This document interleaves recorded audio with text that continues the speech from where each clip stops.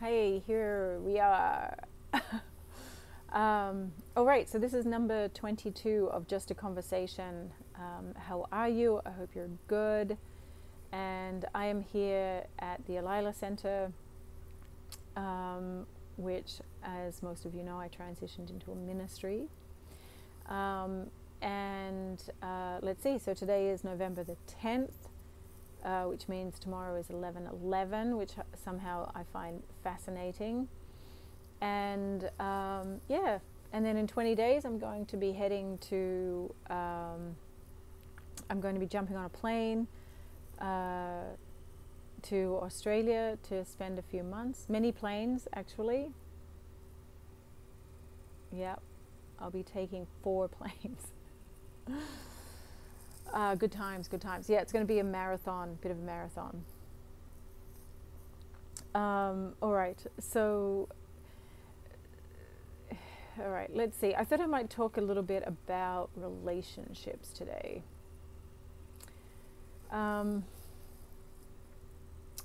So around this time, so my friends who are very astrologically minded have been sharing with me that, this is a time that things start to kind of break down. But things break down, as we know, in order to create conditions for something new to arise. So it's never a bad thing. Everything in the temporal world is just simply arising to pass away. We know that. So, part of our self-mastery is not clinging, right? Not getting stuck to the temporal reality, because it's all here to at one time or another move on. So now my mind is going to our divine purpose. Our divine purpose is to release that which no longer serves us, that which is incongruent with the truth, with love, and with peace. So that we can be even greater, more beautiful, more pure instruments of divine grace. And it's a process, but God is good and gives us many opportunities to break down the stuckness of the past, so that we can be free to be these pure channels of grace. Again, that was not the direction I was thinking to go in, but I did want to talk about the relationships, because here we are at a time when we might find that things are falling away or falling apart. It might feel like that. And so I can think of one beautiful soul who's going through the end of a relationship, the end of a love relationship. And we were chatting on the phone, and I know a bit of background to the story, and he is where he is in his evolutionary path, and part of where he is that he doesn't behave gracefully. He can tell untruths, which is basically lie. He manipulates,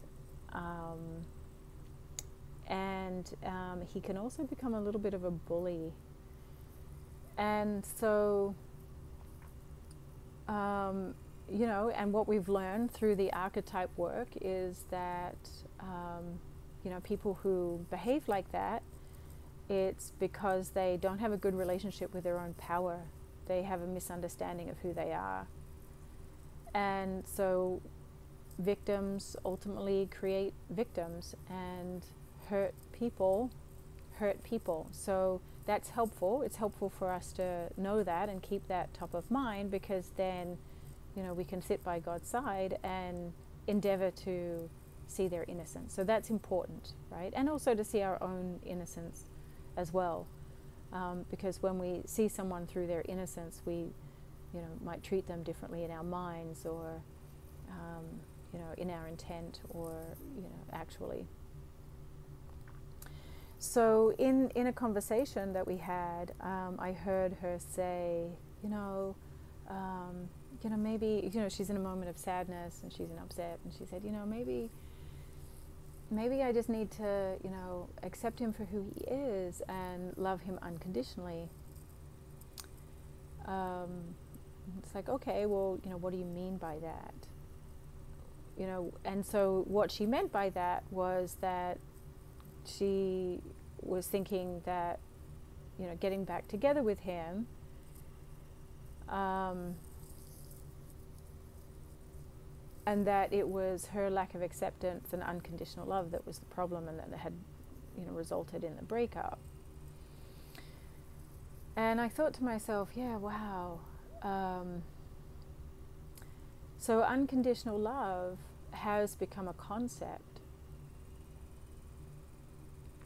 The truth about unconditional love is that it doesn't have a caring, actually. Unconditional love just is. It doesn't have a requirement.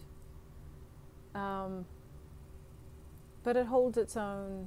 It holds its own.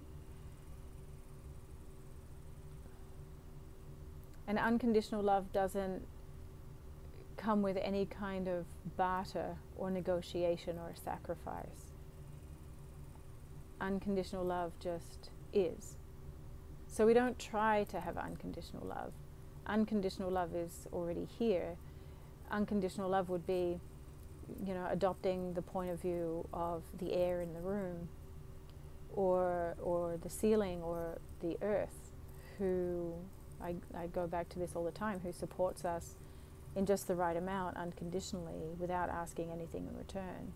In fact, all of human life owes its experience to earth, and then to the great mind that created all of this in the first place.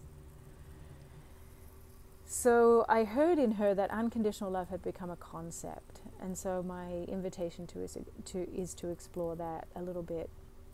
And then hand in hand with that is this concept too of acceptance. And so acceptance is simply that. It also doesn't come with a trying. We can't try to accept. We either do or we don't.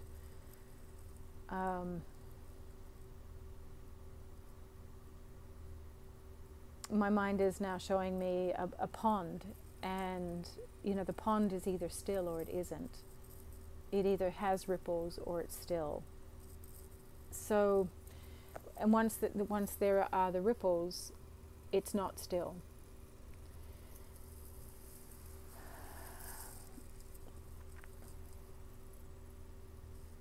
So the thing about acceptance and unconditional love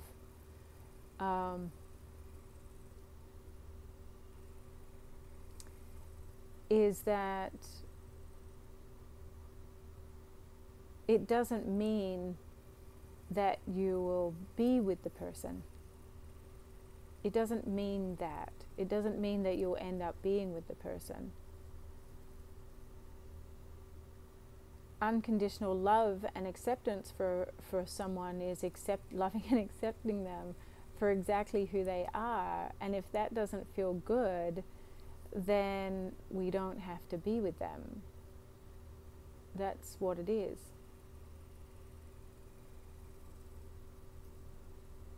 And so then, now if you accepted the behavior before, or the way that they treated you before, and you didn't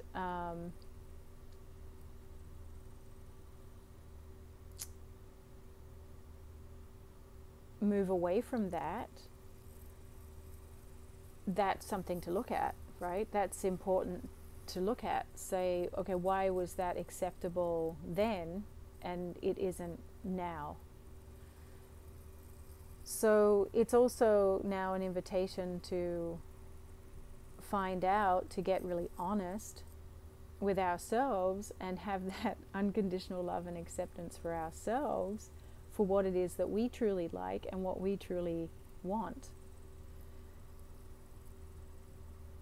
Now, if we can shift our perception to share God's perception and see their innocence, to see how what we're working with is weakness actually and fear, then can you adopt a lion heart, a goodly heart, and then treat them from that place.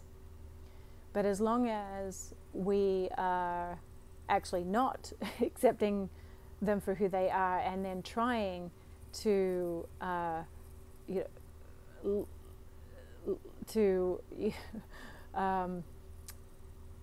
to love the pain that their behavior and their treatment is causing, then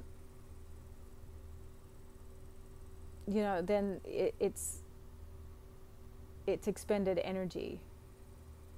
So unless we can see them through God's eyes and with that lion heart and treat them from that place, we're not doing a service to either of us, not to them or to us. And so it's better to actually take time to be honest about what it is that we truly want and we truly like, and make our own self-care a priority. And also, these opportunities really are, these happenings in our life through relationship, and especially through love relationship, are essentially an opportunity for us to, turn to our original Creator and the truth of that relationship, to become intimate with that. So with that, I think I will finish up, and I will talk to you again very soon.